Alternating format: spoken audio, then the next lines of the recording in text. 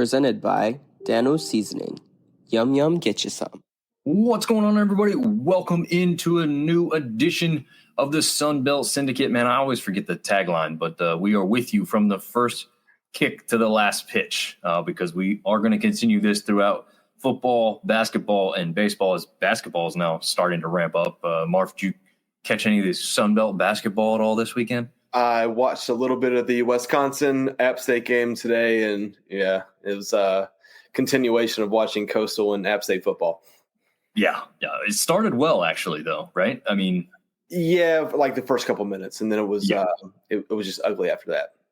Yeah, well, and a fall off was probably known to be coming. At least I saw one with what they lost and what they went through in the offseason. So did not have a good night for Sunbelt basketball on Saturday night either. I think we had one victory. James Madison went down. ODU went down huge to Arizona. We won't spend too much time on that, but I do want to remind everybody basketball is ramping up, and we will have coverage for that as well. Before we get too far along here, thank you to collegefootballdogs.com, the Maxwell Football Club, as well as the partnership continues to grow. Thanks also to Dubby Energy. I always forget to show my tub here, my first empty one that I ever had, the gummy bear flavor. Highly recommend this one if you are looking for a flavor to try out from them. Fanplex Graphics, again, I've got a couple things here. One for App State there. Welcome to Boone. And we've got the one for Troy as well. Battle ready, as they look to be a little bit more battle ready now after this latest game or two that they've played. And then TSN Off Road and Dano's Seasoning. Okay, all that stuff is out of the way. So, Marv, how are we doing tonight? I'm good, man. How are you? I'm not bad. I like hanging out, talking football with you. So I appreciate you making time this evening to do so, and also giving me the idea for the graphic. And we've got our first live comment, Austin Moore saying, "Oh, poor kitty jars, okay. Southern, not state." And he said, "Kitty cats, not jars." Yeah, we understand. There's always going to be some typos, but yeah, that was. Well, let's jump into this. We'll go ahead and put this graphic up. We are on week 11, or we were on week 11. I guess we're about to be into week 12 here before we know it. But let's show everybody the idea for the graphic you had, which was a blowout city. Blowout. There were zero close games, unfortunately, in the Sun Belt Conference this weekend. It was kind of the cream rise to the top. The parity kind of showed itself in our conference this weekend, and just really no close games to speak of. Yeah, definitely not. We have a Facebook user, and I know what happens when that shows up, that it's not the person's name saying, "What's up, fellas?" That means they commented in a group and not on the stream itself. So if they get to our page and comment, we'll be able to figure out who it was. But right now, hello to Facebook user. Is it fair to assume that might be Artie Cat? No, well, I don't think so, because Artie Cat has never interacted with us on Facebook. It's always been YouTube. So got it. No, it's an appropriate title. Like I said, it was just if you were looking for suspense and like down to the wire football in the Sun Belt Conference, you did not get it this weekend. No, unfortunately, you did not. The closest we got was that first game. We've got Iverson Reed, chance up, Coastal student. After that big win they had where they stormed the field. We'll get to that here in a minute too. Austin Moore saying that Coastal game was insane. Yeah, I will say this. I will say this as impartially as I can. Having been there once and watched it on TV a few times now, the App State Coastal rivalry, at least for Coastal, is great. I mean, the atmosphere is always great, I should say, right? Like it's noticeable. It's palpable when you're down there. They are rooting in your face as far as the student sections is concerned. But, sometimes that's what makes this stuff fun. I did tell people, and I think, Marv, maybe you were the same. There's two places I won't take my wife and son to. That's now Coastal Carolina on that list, and that might be number one. But Georgia Southern was pretty bad, too. So those are two places that are very hostile and not inviting, at least to the App State fans across the board. Is that kind of similar to statements you've made? So I've been to Statesboro, and I would kindly never like to go back there ever again. Could not have gotten out of there. So I've never been to Conway for a game, but I've had friends that have gone to Conway, especially recently, is kind of like the rivalry between Coastal and App State's kind of picked up. And my buddy Sam, I think you've met him before. Like Sam's kind of a big tough guy. Like you wouldn't want to mess with Sam. Even Sam, like I did not have a good time there. He said someone literally just walked up to him and said, 4-letter word App State and spit on him. And it was a college student, but you met Sam. You don't want to spit on that guy. It was I've kind of heard similar stories, and I guess that's what makes it a rivalry. We got to go down there and beat them in their home sometime recently, maybe to cool that thing down a little bit. Yeah, it was quite. I guess I echo the statements. Luckily, I didn't get spit on. I didn't get necessarily threatened, I guess you could say. People really in your bubble, especially when you had to make your way into the stadium and then get to the other side. That was like the worst, because you're shoulder to shoulder and chest to chest with like all kinds of Coastal students. And it's literally like one of those bars where they design it so that you have to make physical contact. Yeah. Hey, was this 3 times in a row that we've lost in Conway? Believe so. Yeah. Because I think we've lost 4 out of the last 5 to Coastal in general. So. Yeah. Including the ones at home and stuff too. Yeah. So Facebook user, still don't know exactly. The clue has not rung a bell with me. Hey fellas, watching on a plane on my way home from Boston. Trying to put it together. Is that success? Is it? I don't know. All right. Well, he did tell me he was out for this one, so maybe that's him. We shall proceed.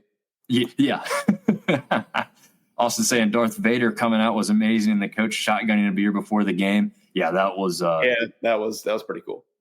That's almost unmatched. I feel like there's probably a lot of coaches who would do the coach speak and the coach towing the line without crossing it, but Beck went for it and was freaking awesome, man. That was cool. And then he slammed it into his head on top of all of that, crushes the beer can. Scared money don't make money. Sometimes you just go for it, right? I loved it. I mean, like when Coastal administration's probably seeing that, they're like, oh my gosh, he's gonna get in trouble, this and that. The amount of free marketing and publicity that Coastal Carolina got for him doing that surpasses anything anybody would have to worry about. I will say that Coastal has been the team and administration that's probably pushed the envelope the most, like the Mullets versus Mormons, and then McCall, I pissed Teal. They've they leaned into it, and it's working for them. So Coach Beck, I didn't think it was the greatest hire for them when they hired him, but it seems to be working out fairly well. Yeah, I'd say so. I mean, I know there's some Coastal fans that weren't the happiest maybe coming into the game against that, but you win that game, and it seems to, I mean, you rush the field. So that one's a huge one for you. And the last time App State hired a coordinator from NC State, I think it worked out pretty well. It did. Yeah, it did actually work out really, really well. So Drinkowitz got his win on a. Whoa! I watched that game last night. That was crazy. Yeah. One of the luckier finishes you'll ever see. But hey, who's the offensive coordinator for NC State this year? I'm just asking for a friend. Oh. Yeah. I'm picking up what you're putting down now. Asking for a friend. Actually, I probably wouldn't take that guy, but whatever. Yeah, maybe not. Iverson saying I'd say Coastal is most respectful to Marshall. Okay, interesting. I feel like App's kind of close to that. I know that there's been some stuff going on social media. That makes you think that's not the case. But I think the older crowd is typically a lot more respectful because they're happy that Marshall's back still. It's not, there really hasn't been a game yet where something's gone on where the rivalry really intensified again yet. At least for me, my thought process. I know Clark and a lot of the older fan base wants to say that, but it seems like it's just not. It's not at that Coastal Georgia Southern level. At least not lately. It's Tyler Austin. He's the one. Okay. What's up, Tyler? We appreciate you checking in from the plane, man. That's awesome. I think that might be our first ever, live interaction from an airplane. So that's pretty cool. Definitely take that. All right, so we'll get away from that graphic and move on to the first game, and we've just been referencing it, so it makes sense to jump into this one from Thursday night. The now 4-5 and 2-4 in conference App State Mountaineers fall 24-38 versus the now 5-4 and 2-3 in conference Coastal Carolina Chanticleers. App was favored by 2.5 points. That was Wednesday when we saw that. Actually, no, that was Thursday, but it wasn't right before the game, which I believe it dropped down to an even 2, but it didn't matter. This one was in favor of Coastal Carolina. The only thing that didn't hit was the over of 62.5. Again, these are not placed. I didn't even put anything on any of these games, but these are grabbed, I guess, before we go live for the show. So obviously by the time Thursday's game happened and Saturday games go on, some of those lines are moving a little bit, but this graphic is grabbed from when we did look at those things live. Marv, you put anything on this one? I put 25 on the over. Yeah, I know. Yeah, half a point away. That first drive was a killer. I didn't feel comfortable enough to take the spread. I don't know. The app fan of me was like, oh man, we're on a 2-game winning streak. Like I've seen this before. Like maybe we get hot. But I just didn't know what to expect. You take some turnovers away, like the spread and the over-under could have been possible. But I took the over. I thought that Coastal was going to score. I thought that we were going to score. I thought that 62.5 was respectable but beatable, and half a point short. Yeah, pretty close. I actually did the math. I was like double checking my math. I'm like, that's like right? And obviously not with the half point, but like right at 62. So yeah, it was pretty crazy there as far as that number is concerned. But it's also one of those ones where I saw a lot of app people, and I think you were included on this, Marv, saying they turned it off early, went to bed, knew it was going to be over. So all those people that are saying that too, by the way, are saying like, I never do this. This never happens. Although pretty safe bet they did that for Clemson. Well, I text you and Seth after the game. So I've been a diehard app guy since, I took a campus visit app when I was in like 8th grade. So when I was playing sports, I thought I was going to play sports at app. Just that didn't pan out. But I've been in love with everything App State since I was, 13, 14 years old. Transferred to app in 2003. Been to pretty much every home game ever since then, with the invention of ESPN Plus. I don't know if you remember this. Do you remember watching app games when we were FCS on PBS? Yeah. Yeah.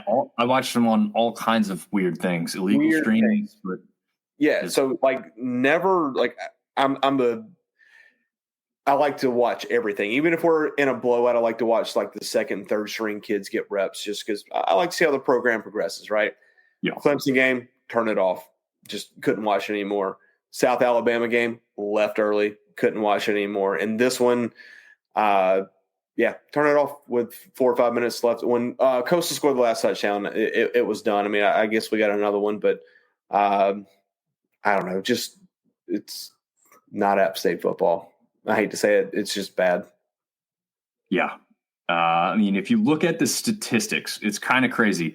Of all the teams that lost this weekend, App State was the only one to actually have more yards and more first downs than their opponents. Yep. One other crazy stat, not crazy, but all the teams that lost this weekend combined for 12 turnovers. The teams that won this weekend combined for just 2. And those 2 were done by the same team in Marshall. That's pretty interesting that if you turn the ball over this weekend, you were losing. Obviously, Marshall overcame theirs because the other side of the ball turned it over 2 more times than they did. So it was 4 turnovers to 2. So that's still a pretty good favor in Marshall's hand there. But found that kind of interesting that sometimes you see like a turnover and it doesn't matter, right? Because they can overcome it with some other stuff. But if you turn the ball over this weekend in the Sun Belt, you were not winning the game. It's pretty much what it seemed like.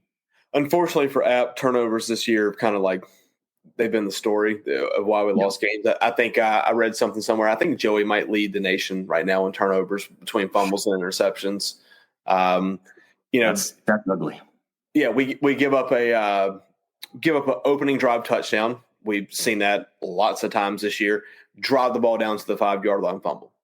Give up another touchdown. We're down 17-0 before we ever, really get a chance to gain traction. And just there's a couple of times that this game could have got out of hand. Give credit for them. They battled back, right? Like we made a game out of it for a little while. At the end of the first half, was like coming into the second half when we got the ball, it was like, we got this. Like we've settled down. We got them where we want them. Interception. And just it never went right after that. So I don't know. Story of our season for App State. Take nothing away from Coastal. They put it on us to begin with, and they put it on us at the end. And we're just not a good football team. Yeah, App State definitely not a very good football team this year. Some bright spots real quick on App before we move over to the Coastal side real quick. Monty Marshall does go for 124 yards, 2 touchdowns, kind of hidden in this loss, right? Like no one's talking about the game he had. Was that his third straight 100-yard game? Is that his first 100-yard game? Is that what you asked? I think that was his third straight.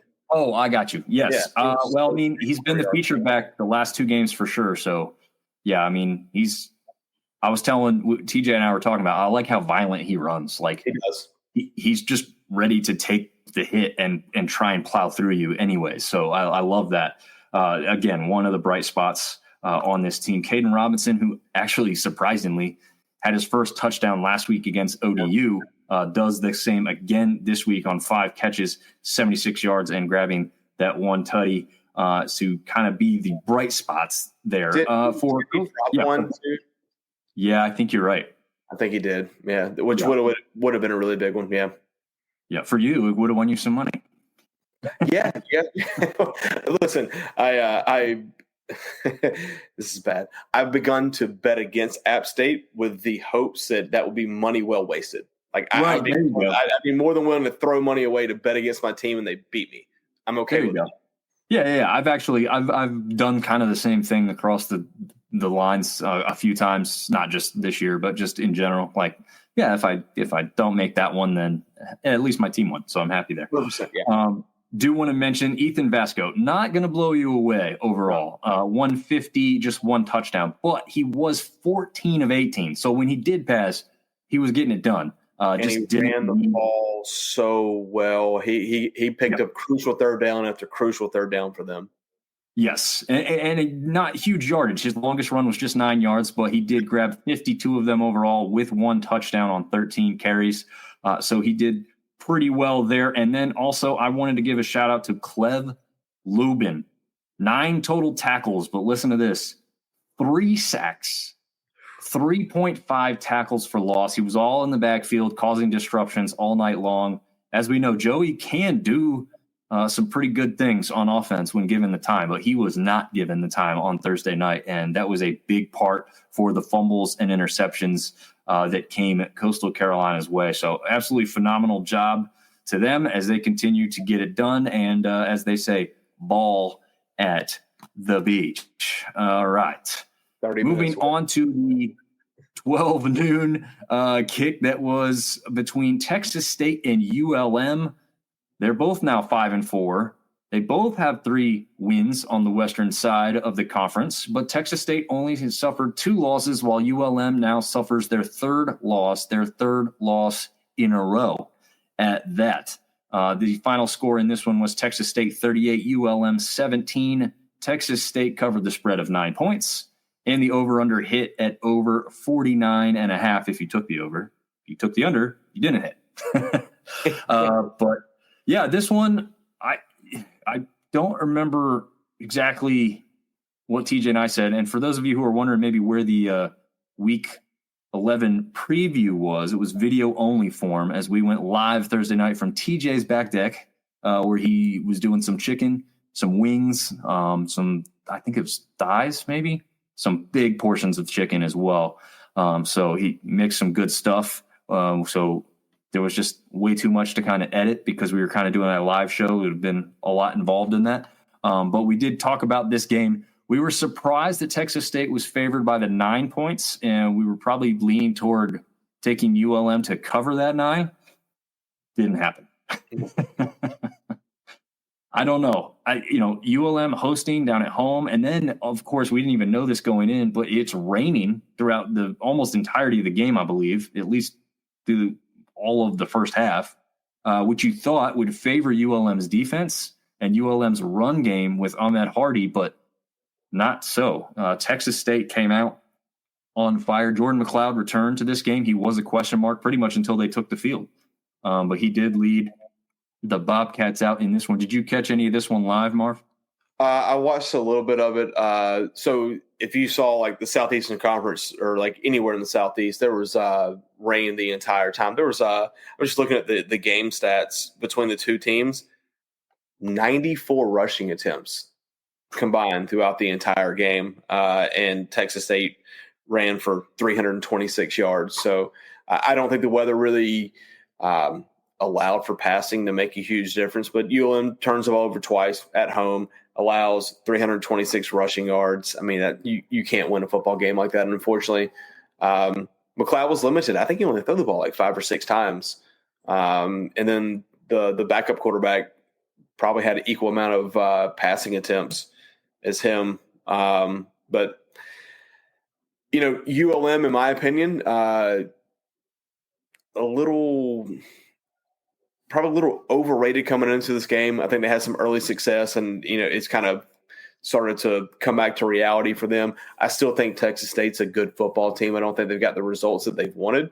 But when I looked at the spread, I was with you and TJ. I wasn't confident in taking the 9 points or giving the 9 points, pulling for Texas State. But this really doesn't surprise me that much. Yeah. It doesn't surprise me with where I thought Texas State would be going in. If you told me this game before the season started was 38-17, I'd say, yeah, absolutely. I'd take that all day. I believe you. That's probably what I'd kind of go along the lines of.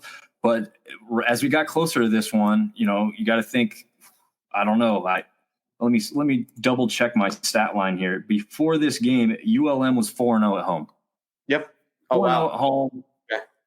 Yeah. So, the Magic there at home, their only they had a couple losses, but all the losses were on the road. So that also could have been something that played into the fact. But Artie's saying he can't believe it's not butter. We did it. And he's saying, hi, what's up to us? So what's up, Artie? Glad that you got to enjoy a victory this weekend. Obviously, for any Warhawk fans, with the 5 of you that exist somewhere. That's a downside for you guys. But seriously, like as much as I got into it with ODU and the Monarchists talking about fan support and stuff too. We can touch on that later because ODU is not on the docket for this week. But ULM, you turn it on the game, and at least when I first started watching, there is absolutely nobody there. And it is a rainy game. I understand that there is going to be diminished crowd greatly, but I'm talking there's like on the other side of the field there was like 20 people. It was horrendous.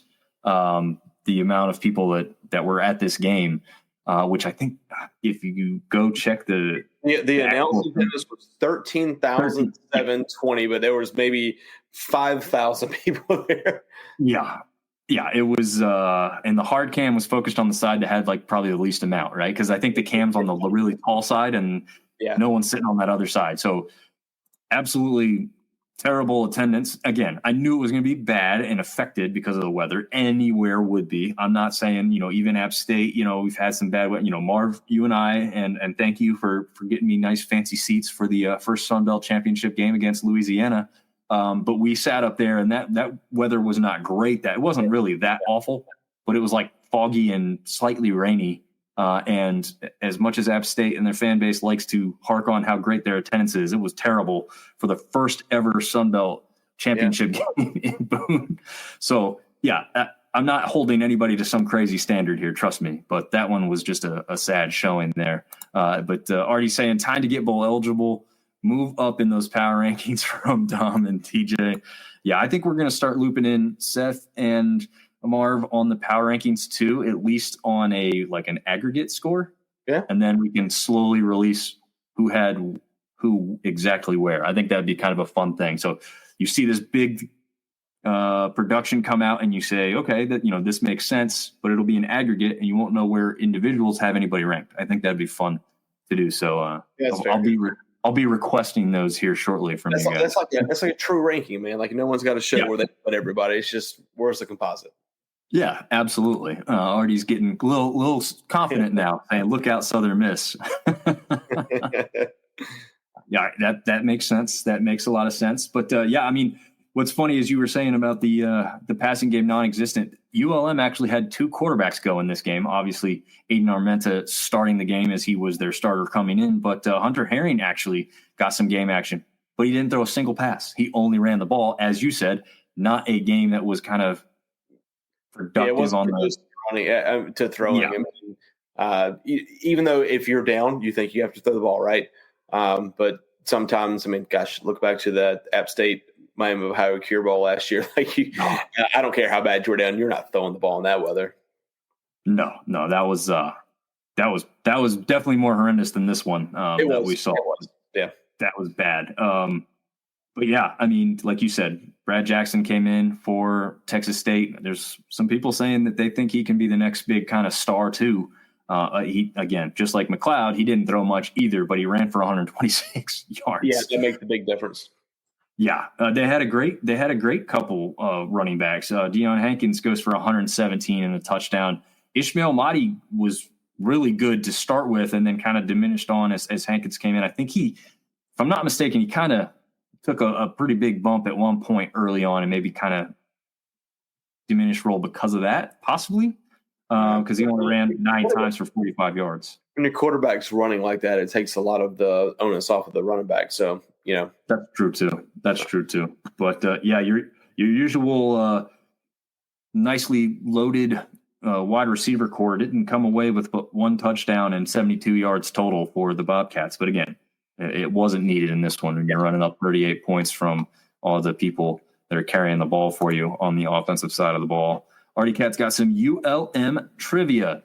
The notches on the L are for the various names used by the university through the years. Okay. I think I've read stuff about ULM's logo, but I did not remember that off the top of my head. So that's kind of cool. I actually think, I don't know, Mark. I don't know if I believe that or if that's just straight up shit talk. 1, 2, 3, 4, 5. I don't know. I feel like they have been known to go by a number of different names, so that might be true. Artie can let us know if he's just joking or not. But it would. I don't know. It seems weird. I mean, there's people that call him ULM. There's people that call him Monroe. Louisiana, University of Louisiana at Monroe. I mean, people spell it all the way out, kind of thing. I do want to say, there you go. 6 total. No, it's true. Okay, it is true. Yeah, it doesn't surprise me because they definitely have had some names. I actually think I'm not blown away by this logo, but I actually think the ULM logo is a little underrated because it's a lot of people just kind of think it's just some letters, but I like how the head of the Warhawk is there, and then the L is kind of the wing. Like it's just nicely done. Again, I'm not saying it's like in my top couple logos or anything. I just think it's underrated. I'm going to disagree. That's not a phenomenal logo. Okay. Well, let me ask you this though: ULM's logo or Texas State's logo? Texas State. Really? Yeah. I don't think Texas State's bad. Again, this is not like we should rank the logos though. That would be a fun episode. I don't think Texas State's bad by any means. I like the colors with how they work with each other and the way that the Hawk's done within the logo with the wing up. It's just better than it could have been, right? Like I feel like it could have been ugly, but I think this looks pretty good. Looks like an elementary school art project to me, but okay. Yeah, I do agree with Artie. This one could use a little bit of an update where it's also kind of somehow tied into a plane, right? Because that helmet that they've got modeled after the plane, that's one of the best helmets. If they could incorporate that logo itself, that might be the better one. I won't disagree there. But this one, I just think like of all people, when they talk about logos, like as far as Sunbelt goes, that ULM never gets any mention. I actually think it's kind of a little underrated. But already saying those were our old colors. They look fantastic in ULM too. Yeah, when speaking of old names, Texas State, for those of you that don't know, used to go by Southwest Texas. And that was the color scheme that Southwest Texas used. Their old merch that's like vintage now coming back around. I don't know if you've seen much of that, Marv, but it's absolutely fantastic. I understand going away from the Southwest Texas name because, to be honest with you, I don't understand how the hell you got Southwest Texas out of where San Marcos is. Geographically challenged. Maybe Artie can give us a better explanation about how that was ever considered Southwest Texas. But the color scheme and the SWT, all that kind of stuff was really good. And a lot of their vintage stuff is phenomenal that they do have for sale in various places now. We've spent probably more time on that one than we even should have, but I'm glad to do it when Artie's jumping on the show and giving us all kinds of fun facts to deal with on that. Okay. So now we're going to jump into Marshall, who wins this one over Southern Miss 37-3. Southern Miss now 1-7, 0-4 in the conference. Marshall 5-3, 3-1, battling up towards the top there with Georgia Southern in the East now after this one. You see any of this one or anything stick out to you greatly on this one? I took the under, which made me happy. Nice. I guess the thing that sticks out is, the game was never really close. I mean, I think Marshall kind of blew it open in the third quarter, but the Southern Miss quarterback throws 3 touchdowns, throws for only 70 total yards, 5 for 18. Marshall just controlled the game. I mean, like you said earlier, the turnovers, won 4-2. Southern Miss is just they're in a bad place. That program needs a spark. I don't know where they get it from. I don't know who they hire, but things have got to change there because that program is better than that. The fans deserve more than that. I don't know. But Marshall's a good football team. Is it Braxton? Braxton has come in and played really well for them. They're dangerous. I wouldn't want to play them again. But you can't turn the ball over 4 times and throw the ball for less than 70 yards and expect to win a football game in the Southern Conference, period. Yeah. Sun Belt Conference, not Southern. Yeah, sorry. You know what's funny is you and TJ both do that a lot. Not a lot. I watched a little bit of SoCon football this weekend too. Oh, there you go. Nice. Yeah, I watched a little bit of that. The Western Carolina East Tennessee State game. I'm going off on a tangent. The Western Carolina quarterback that started the season for them against NC State, he's not playing anymore.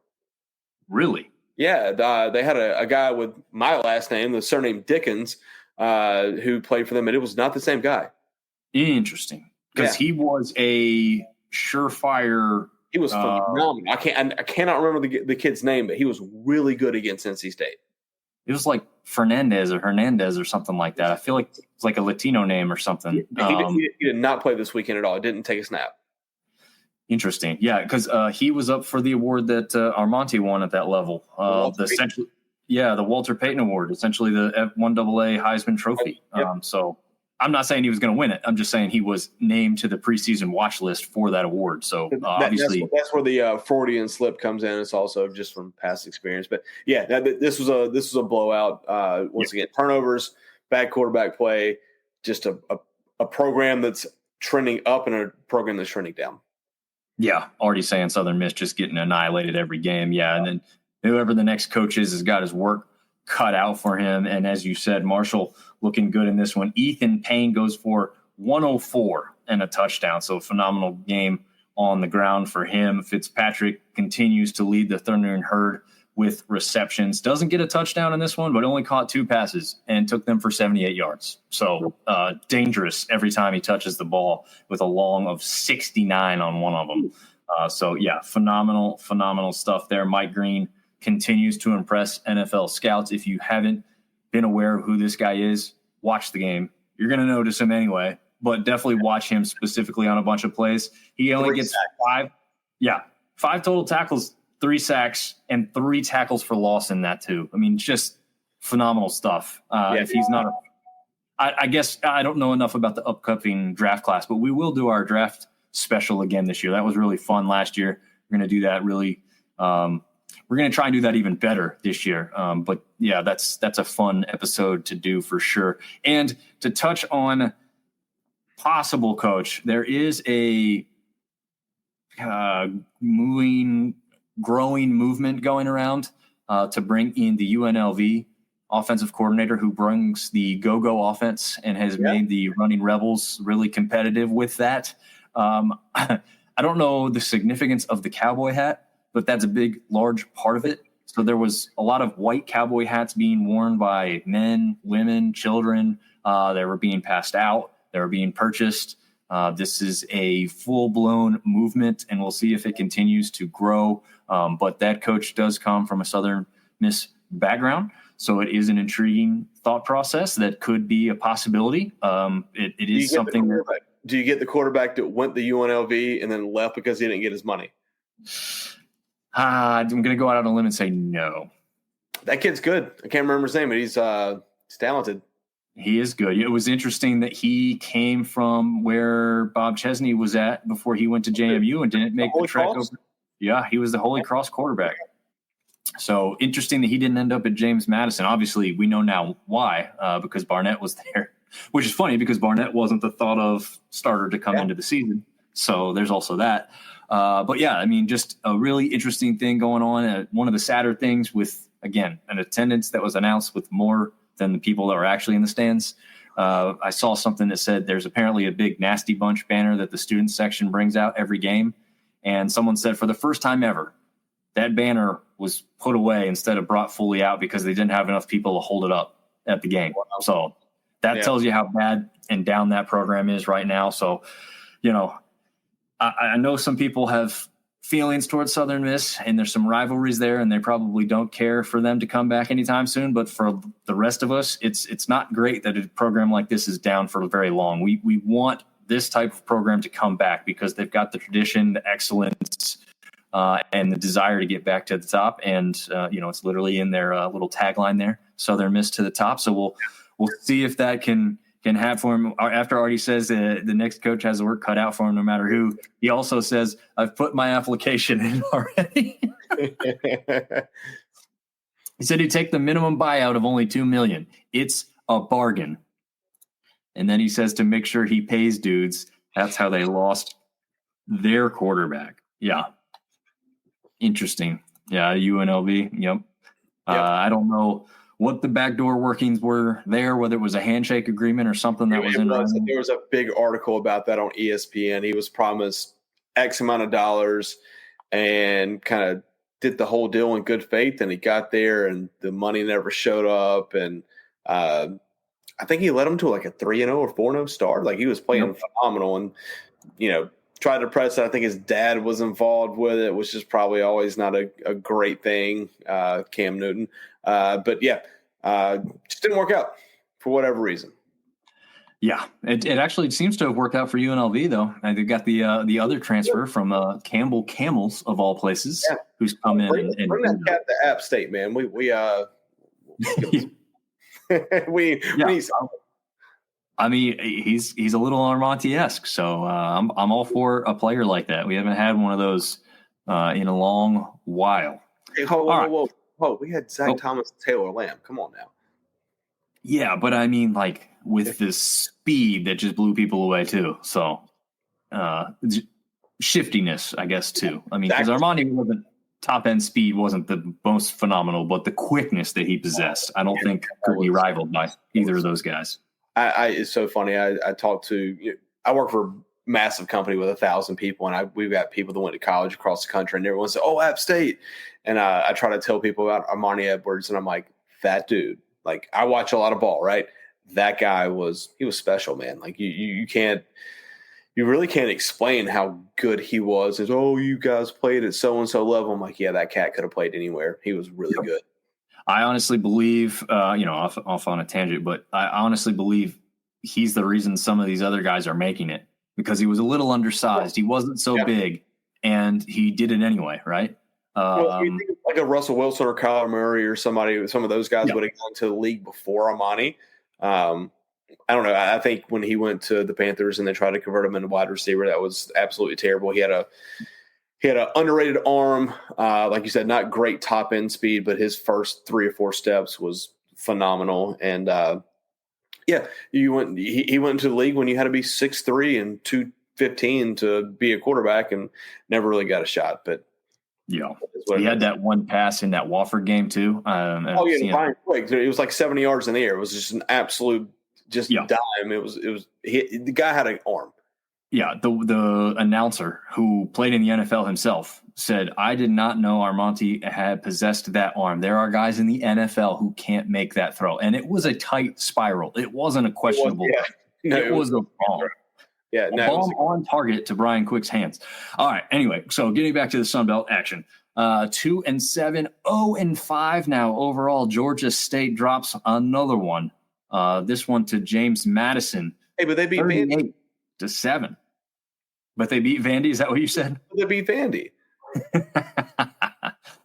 Yeah. You know what? I'll say the 7-2 mark. Like when I'm looking at that, I was like, wow. With JMU having lost a few in conference, like I just didn't realize they're still 7-2 overall. That's still a really impressive mark when you look across the country and see where everybody else is at. 7-2 still on the season, but just 3-2 in conference, which is crazy.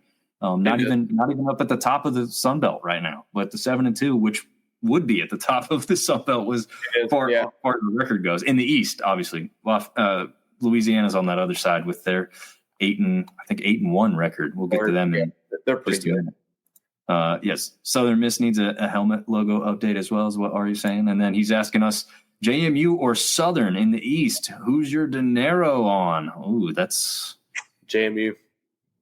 That's a good question. Yeah, Hey, here's the great thing for you and I, Dom, is we get to see both of them. Yeah, it's a good point.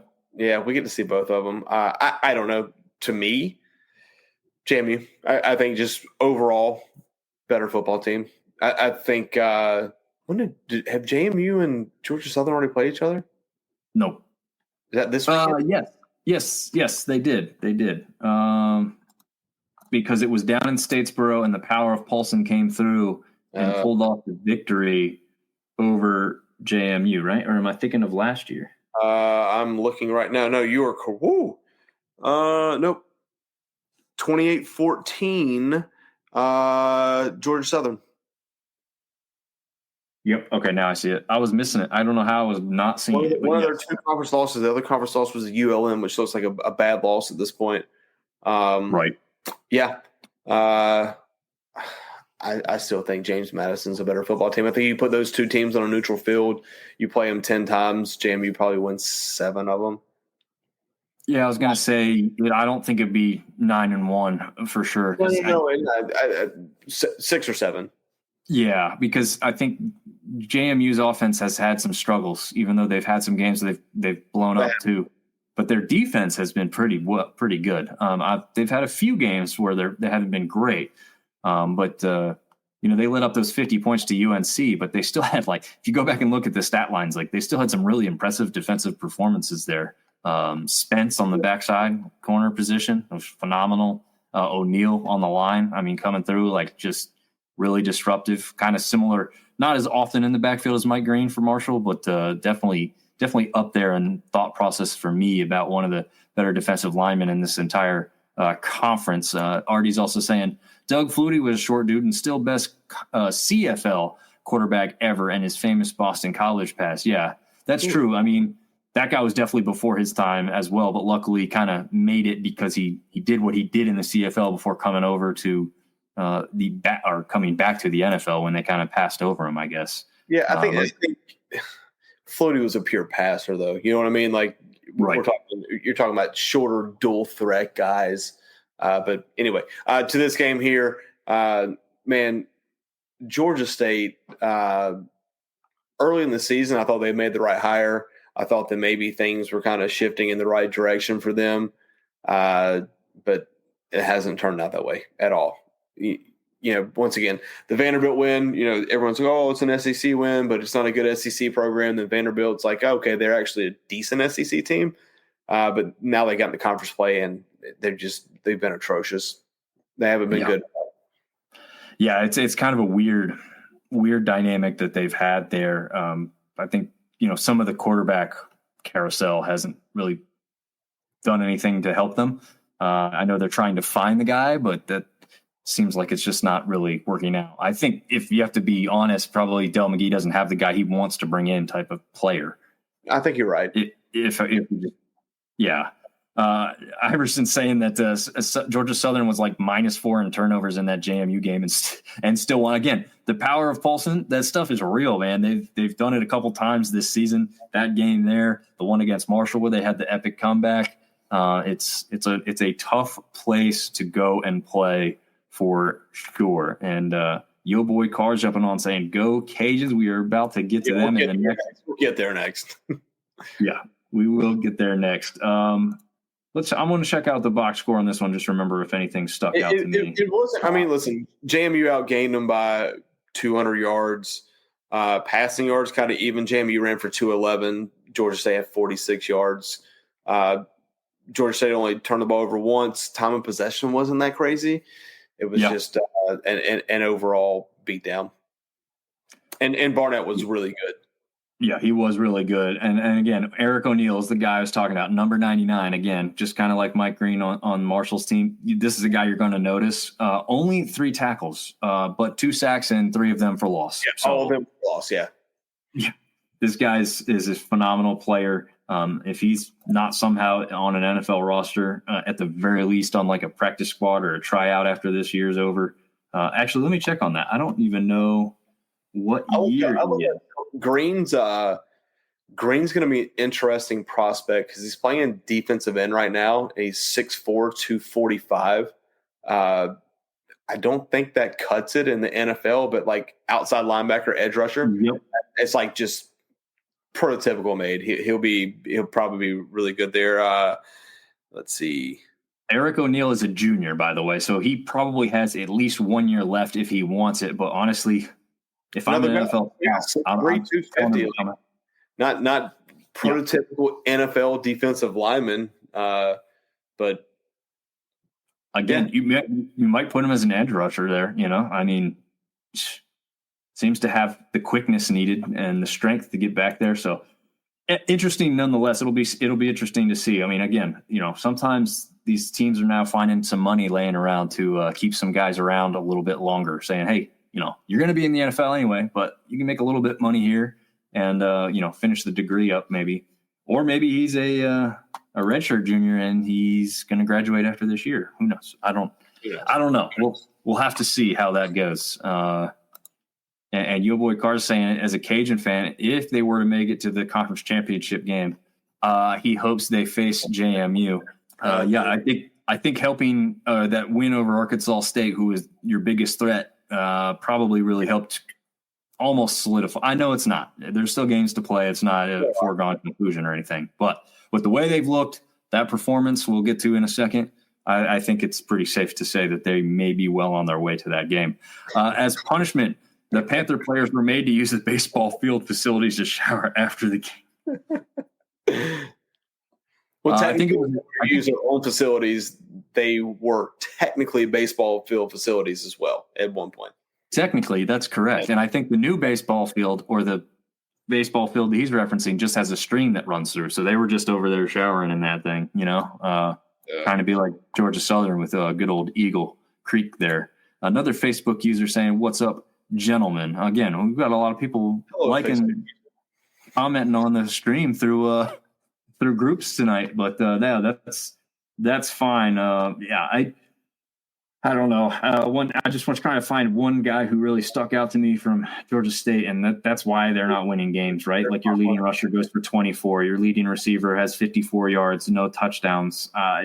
It's tough to find somebody who's real. Josiah Robinson on the defensive side of the ball, 11 tackles, 1 sack, 2.5 for loss, 2 passes deflected. There you go. There's your all-star for that game for the Georgia State. There's your silver lining.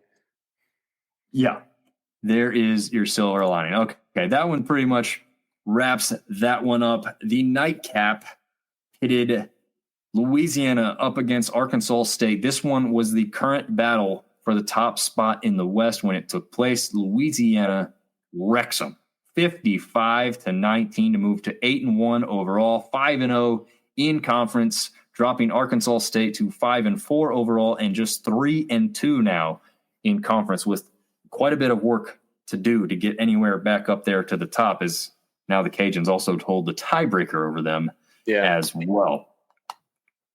I think this was the Cajuns' West Division championship game. I mean, Dom, they were up 31-0 in the second quarter, and then went 55-19. This game was never close. The Cajuns are good. Like, there's no way around it. I thought they were going to be better than last year, but I would not have predicted them being 8-1 and 5-0 in the conference. Like, they are by far, in my opinion, the most complete football team in this conference. Yeah, no, there's zero doubt about that for me as well. And it's Terry Walker who says that this happening to the other podcast for College Football Dogs as well. So maybe it's a Facebook issue. Maybe it's not the group thing, but we'll have to see what's going on with that. Okay. But yeah, call Zuckerberg and ask him what's going on. Yeah, really, right? Get to the bottom of this thing, man. Artie Cat saying that Arkansas State really let him down. Lafayette listened to my advice and did a Texas State on them. Oh, yeah.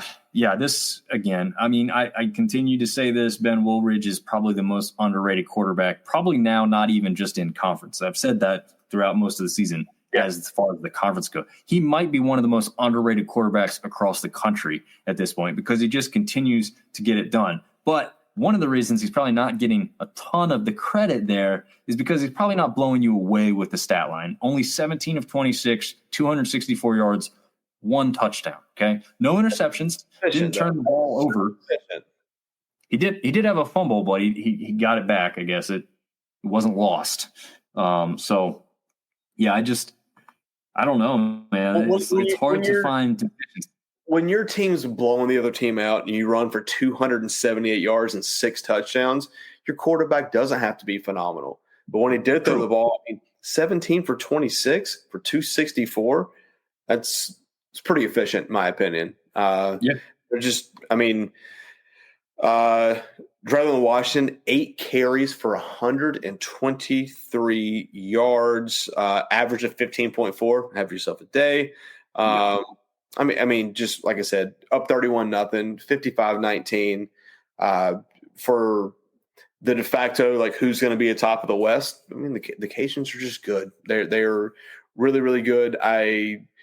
Could they go to a conference championship game and lose to a JMU or Georgia Southern? Oh, yeah, of course they could. But they are the best team in the conference right now. 8-1. I wouldn't be surprised. Did the AP rank them today? They did not. They did what? Boo. Boo. Boo. Yep. I've seen enough of these other like 2 and 3 loss teams ahead of them that I'm like, come on, guys. I mean, they have some. That's crap. That's the downside, right? All these big conferences got what they wanted now. They get to keep the power there. Like, oh, yeah, well, we have a 2-loss team or a 3-loss team, but all their losses are to ranked teams. It's like, yeah, because you get to play them almost every week. That's, they are in the others receiving vote, so they would be technically 29. I did also see in the college football final this morning that they are the 4th team in the group of 5 with a chance to make the playoffs. So, obviously, Boise State's looking as a lock to get that at the moment. But it's cool to see a Sun Belt team get mentioned, and well deserved, man. They're playing really good damn football. Yeah, no doubt about it. Terry has a great question here. Do you think the Ragin' Cajuns win out? They make the magical 12. Not unless Boise loses. Yeah, that's tough because let's be honest. We just talked about that there's not necessarily that one guy who's blowing away everybody in the country with what he's doing on the field, right? They have that at Boise State with Ashton Jeanty. Their only loss is, what was it, 3-point loss or is it 7? I think it was only a 3-point loss to Oregon, right? It was a 1 possession to Oregon, who's the number 1 team in the country. Yeah. So you have a Heisman Trophy candidate with your only loss being a really darn good loss. Who's Louisiana's loss to? Tulane. It's not a terrible loss either. And here's why it's not. It's not Oregon. It's not Oregon. It's money and optics, right? Like it just is what it is. Heisman Trophy finalists. I mean, Gentry's, dude, he's on pace to have like Barry Sanders numbers. Barry Sanders, Herschel Walker, Bo Jackson season. The guy's the truth. As an At fan, thank Jesus we don't have to play him next year because he would probably run for 475 yards and 8 touchdowns against us. But just everything they have going for them, it's going to be tough. I would say that the Cajuns could probably win out and Boise State could lose one more game and probably get in ahead of them. And I hate to say that, but that would really suck. Now, if the matchup happens to be, and your boy Carr saying JMU is better than Georgia Southern Eagles, so let's go with that rhetoric. Let's go with that rhetoric right now. JMU comes in, they don't lose any more games. Let's just say they run through the rest of their Sun Belt slate. They come in as 7-2. They would then travel on the road to play Louisiana at their home for a conference championship game. And let's say that the only other Boise loss comes in their conference championship game in the Mountain West. Now you've got a team who's just won with a great record. Now you've got a team that's just lost.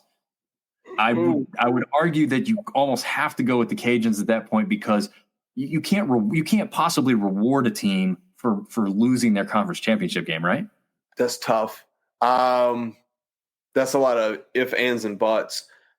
I would buy that argument though. If JMU wins out, the Cajuns went out. At that point, you're probably looking at a top 25 conference championship game in the Sun Belt. I would think. If Cajuns win out, they're going to be a top 25 team. Yes, the Cajuns would definitely be a top 25 team with winning out. I would question James Madison.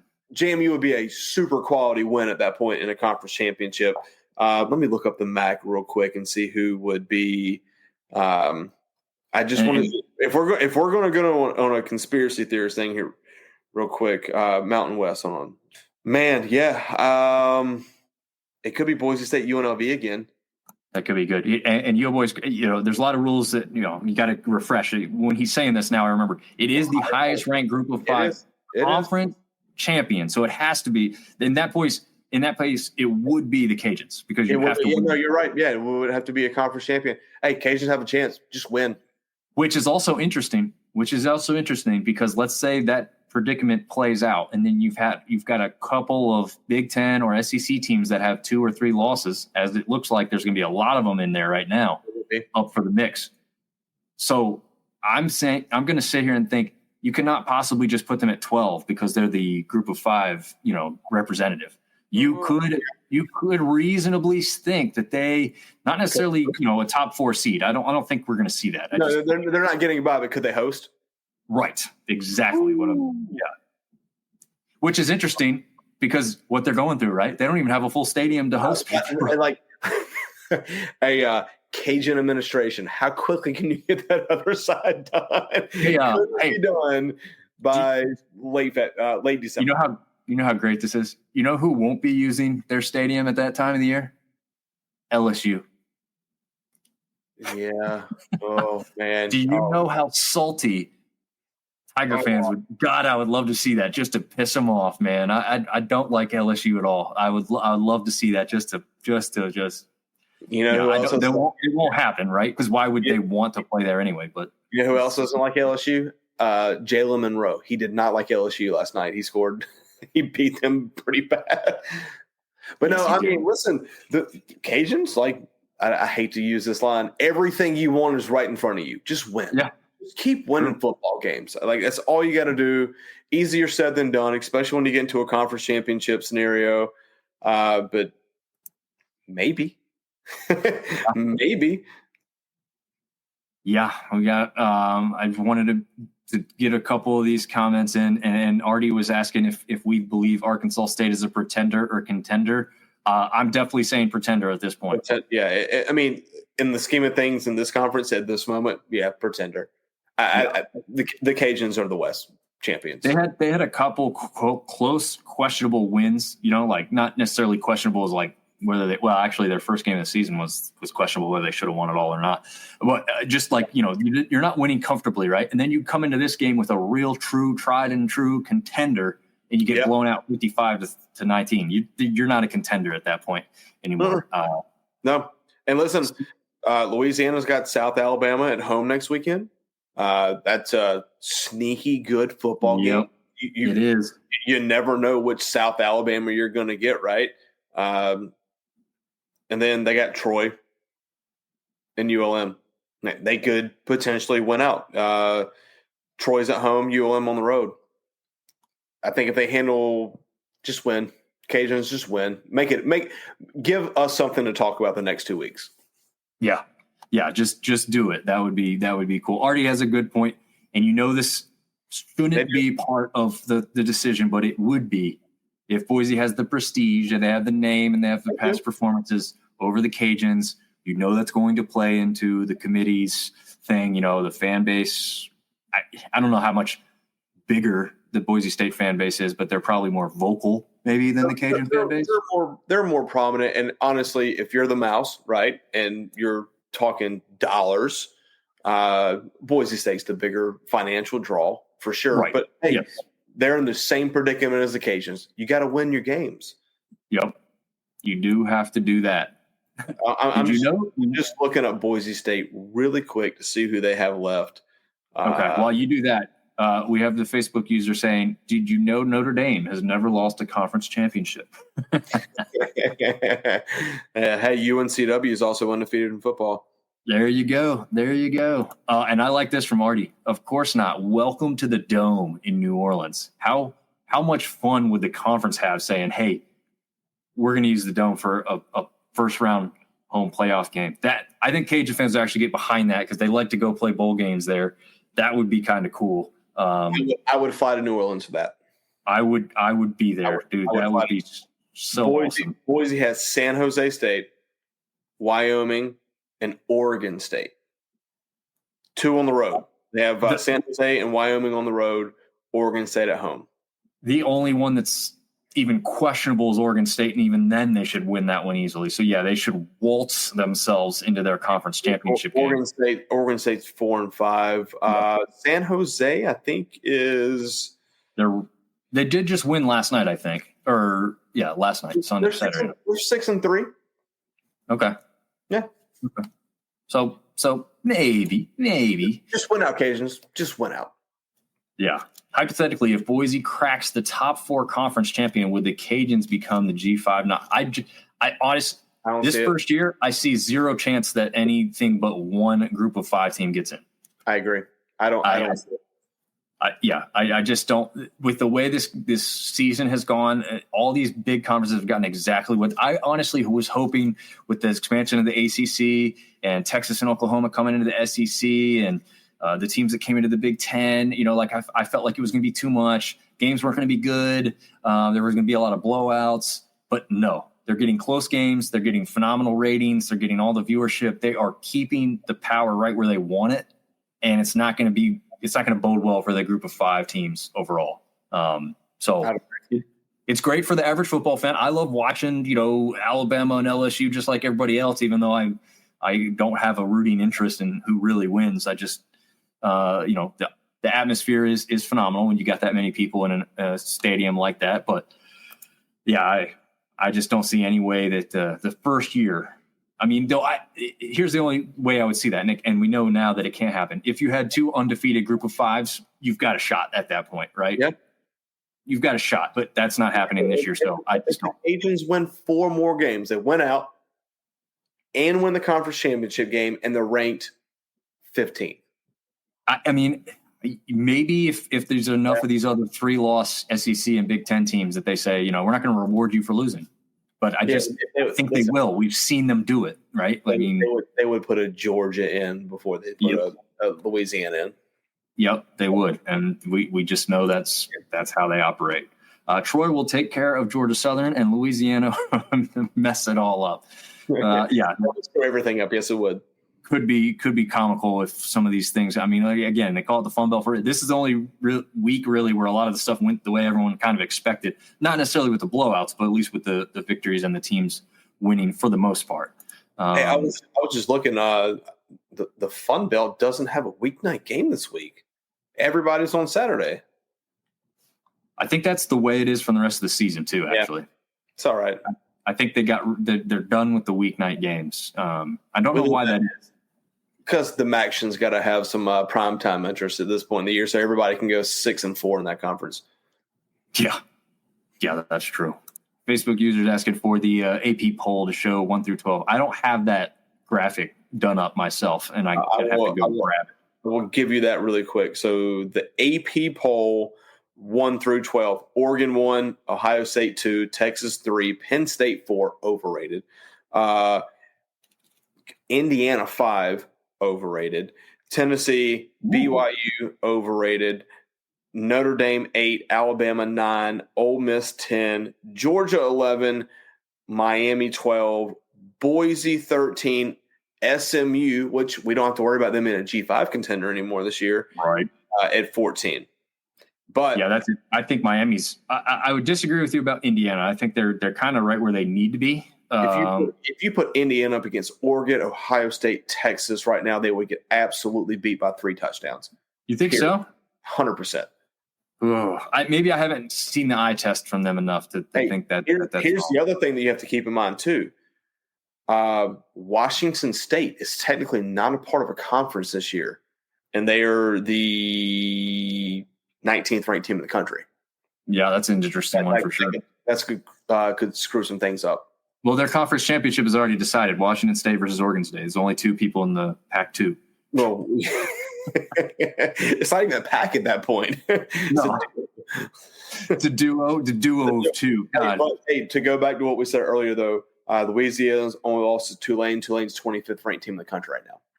So yeah, and Tulane's only 2 losses came to ranked teams. Now, one's no longer ranked in Oklahoma, but their other loss was to Kansas State. So, okay, those losses are good when you look at how that happened, right? I mean, ranked teams when they happened.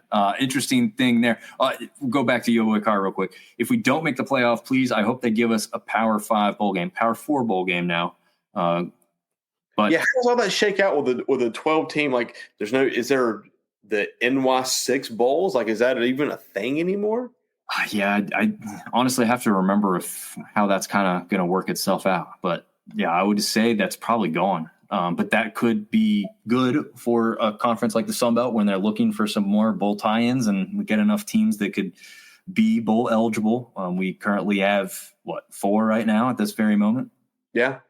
Yep. 4 teams with a bunch of other teams real close already. We've got ULM at 5 wins, Arkansas State at 5 wins, Coastal Carolina at 5 wins. So with one more win, they're all bowl eligible there. It will probably be, I'm thinking 6 or 7. Yeah. But there's no way we got 12. I told people before the season, there's 0% chance that we get 12 again this year. It's just not going to happen. And you would stand corrected because we have 1, 2, 3 teams currently that cannot make a bowl game. Yeah. And App State's real question mark, mainly because they've also lost a game too. So not only do they have an uphill climb, but they've also got one less game to do it in than some of the other teams here. Oh, man, would the NCAA give us a waiver if we end up 5 and 6? They probably would, but I don't know if we want it. Coach Ed Orgeron going to Southern. That would be an interesting one. I don't know if I could see that fitting. That's Casey Cochran who's making that, I believe, from the Sippy Shows group that I shared it in, I believe. Can ULL football make group of 5 Division 1 12-team playoff? Well, yeah, that's what we were just discussing there. So we definitely think they can, and they have a decent shot, especially if they win out. They have a real good shot. Oh man, I haven't been scrolling down on the comments here, so we got a bunch to make up for. It still makes no sense why each conference champion gets into the playoffs. It's nuts when compared to expanded NCAA tournament. And let's be honest, gamblers would love it. It does not get in. Does not get in. Not does. Yeah, no, I agree with Artie. I think if you are, yeah, I think every conference champion should get in. That's why you win your conference championship, right? Yeah, it's hard. I guess for the group of 5, it makes sense to some point. Like sometimes we've had like a MAC champ who's got like 3, sometimes 4 losses because the other team was the favorite going in. Like you had a MAC team. Yeah, I get it. I mean, so you'd have the American, ACC, Big 12, Big 10, Conference USA, MAC, Mountain West, South, SEC, Sun Belt. So that would be 9, and then you take 3 at larges, which would all obviously, that wouldn't work for ESPN dollars. No, it's too much of the lesser as they now. consider. If you went to a 16 team, you should spread it out further. Yeah, no. They would never go for it. Like you said, they'd rather see the Georgias that have 3 losses and stuff like that, because they bring the money, they bring the viewership. It's what they want, unfortunately. And I mean, it's not necessarily bad. Sometimes the games are good, even when you feel like they don't belong. Then you see the game, you're like, all right, well, that's a pretty good team, with 3 losses. They do play tough schedules. I'm not going to take away from that. But can Southern Miss win a football game in the Sun Belt this year? My bet is no. I would put money on it. In fact, let's go find the futures on 0 wins. They have Texas State this week at Texas State. I'm going to go no. Okay. I'm trying to look for early game of the week. Just looking at the schedule, Coastal Marshall at Marshall. It's a big game, in my opinion. It's also the 75 game. Oh yeah, okay. Well, a big game for numerous reasons. Yeah. It's in Huntington. Mm-hmm. Early spread on that game is Marshall -9. I think that's fairly generous.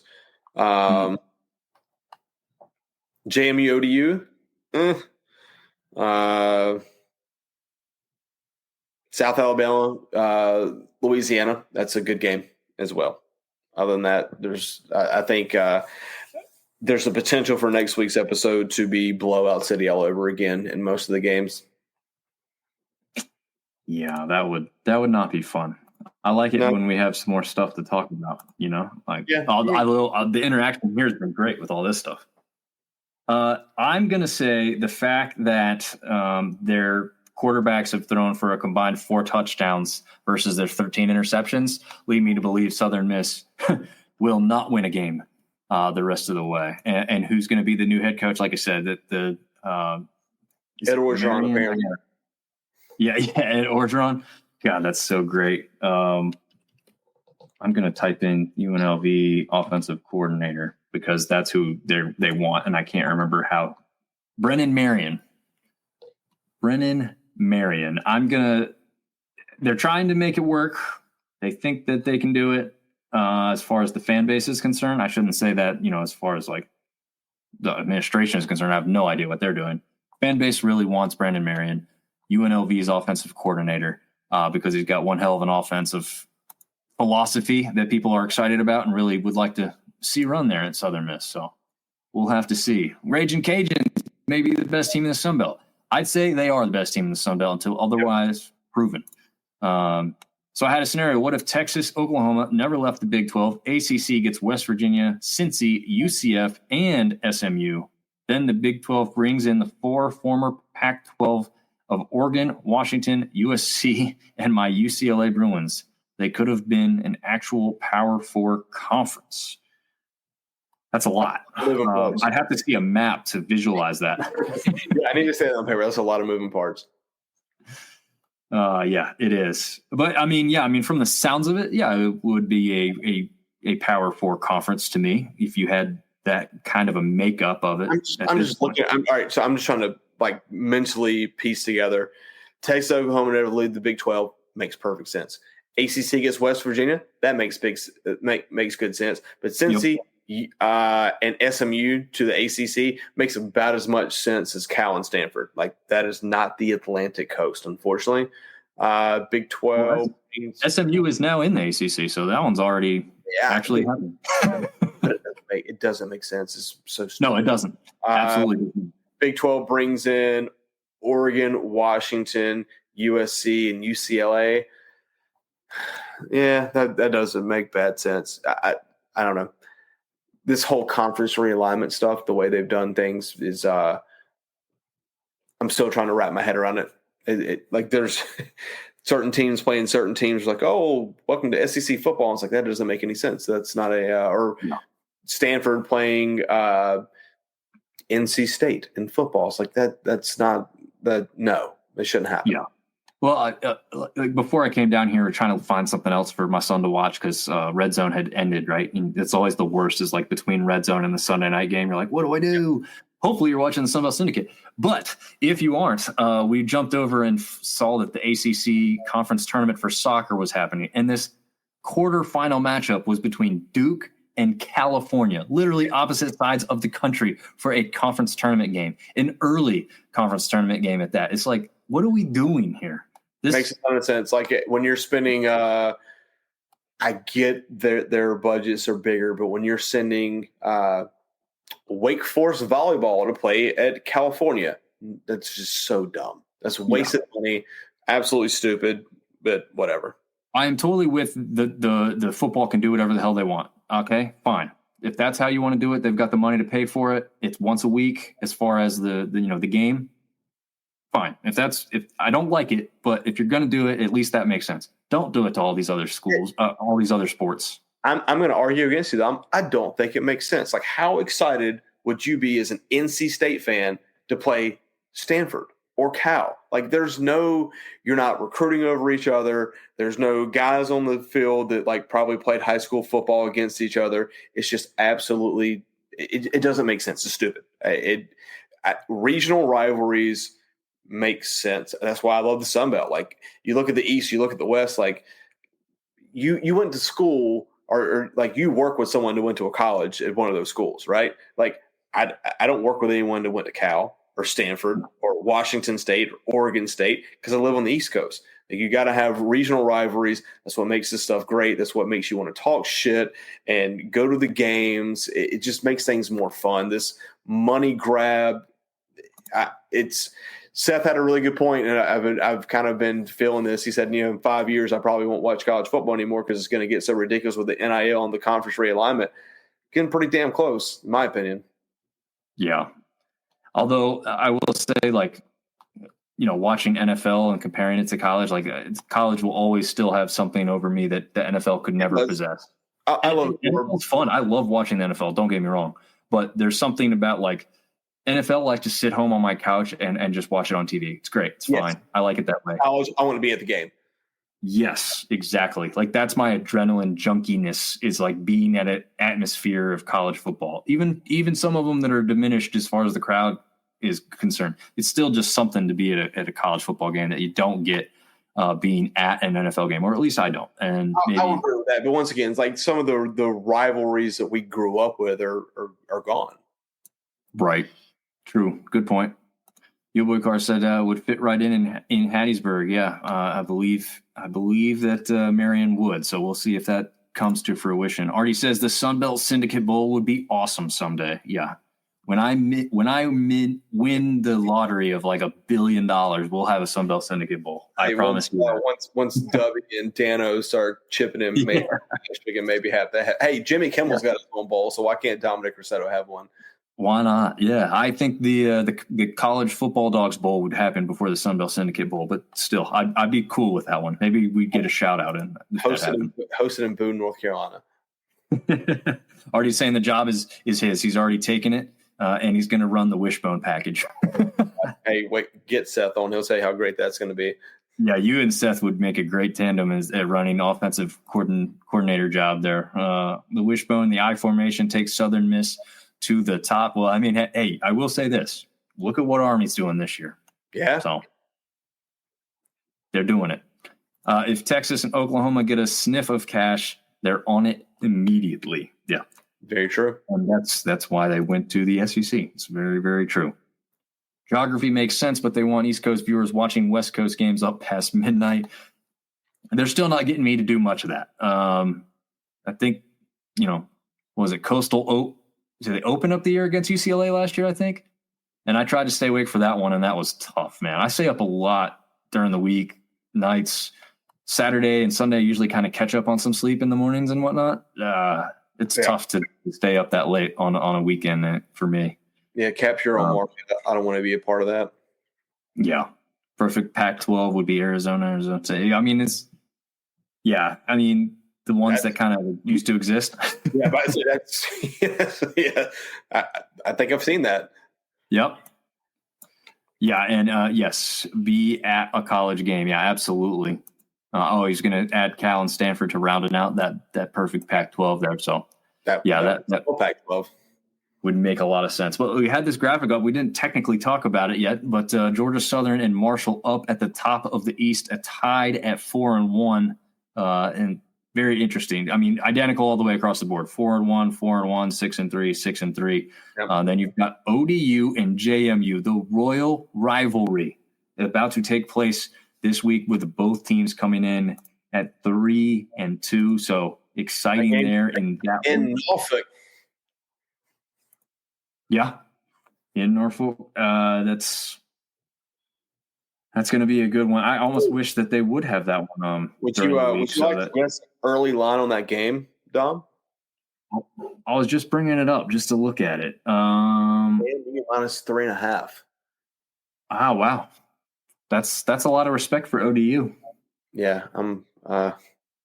Excuse me as I log on to ESPN Bet right now and hammer that one down. Yeah, I mean, just I would take JMU minus 3.5 in that one. Yeah, I would probably early return would probably think about that too. But that defense at ODU might be part of that issue, and you do have to look at this game against Georgia State for JMU was a big one, but you have to look at how JMU performed against Southern Miss, who's not very good, and they struggled to really win that one comfortably. So.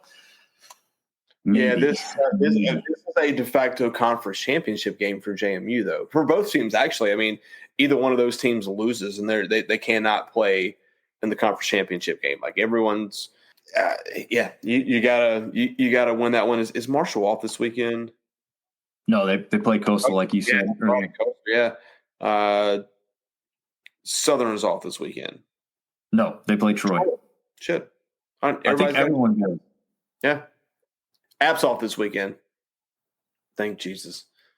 Yeah, the Apps is the only team off because you've got 12 conference games going, and then ULM goes against Auburn. So App is the only team off this week.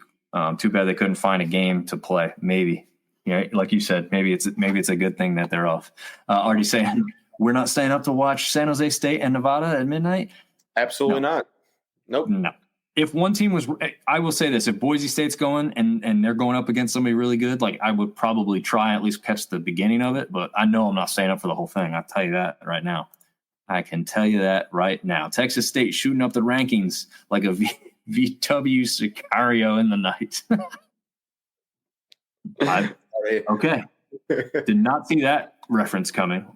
But yeah, App is off. App needs it, unfortunately. Yeah, they could just take the rest of the season off for what a lot of people think. I say that. I'll still be there at the JMU game hoping that they win it. I'm not going to. I'll be there loud and proud. Oh, you're going to make one. All right, here we go. Hey, I've been 2, should have been 3. Can't help it that this natural disaster happened. But yeah, that's true. The Liberty game. But yeah, I'll be there. It could be fun or it could be sad. Yeah. Could be Coach Clark's last home game. It's possible. It is possible. Yeah. Ben James jumping in. Ben James was giving us a hard time about his Red Wolves taking on Louisiana and thinking they were going to come out on top, but that did not happen. So we'll have to see if they can rebound and get back to form as they go up against Georgia State, which, for them is a good rebound game coming up this weekend. But yeah, I mean, almost an hour and a half here. This was a great show. I liked all the interaction we had from all the people at the end. It's just, it's disappointing that Facebook couldn't come through in the clutch and show us who's making what comments, So I don't know. Ben saying he doesn't even want to talk about that game. Well, like I said, good rebound game against Georgia State. Very possible to get back into the win column in that one. And we will preview that one coming up this Wednesday as TJ and I go back to our normal scheduled time and date.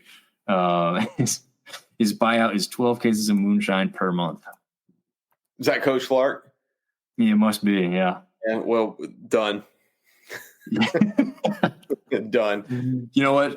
Marv said he'll foot the bill for that, Yeah, 100%, yes. 12 cases of moonshine a month for a year. Yeah, I hate to say it, but I'd take that deal right now. Yeah. Yeah, it's looking rough.